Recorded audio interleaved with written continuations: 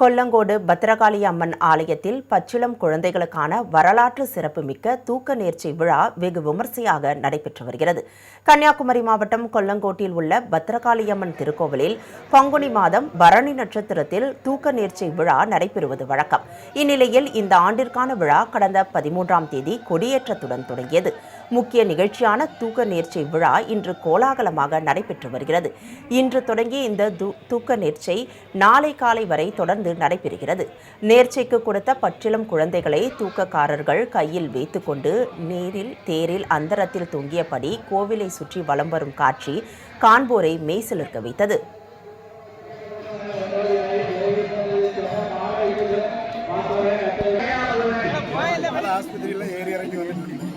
எனக்கு என் வீட்டு பக்கத்தில் கொஞ்சம் கொல்லங்கோடு கோயிலுக்கு போயிருந்தோம். குழந்தை பாக்கி கிடைக்கும்.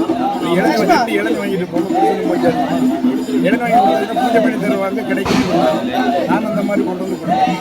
3வது மாதம் இளநி வாங்கி கொடுக்கையில் எனக்கு இது கடுப்பாக அதிலிருந்து நான் குழந்தைய தூக்க நேர்ச்சி கொடுத்து நானும் தூக்கக்காரனாக எங்கே வந்துட்டேன். இது 9 வருஷம்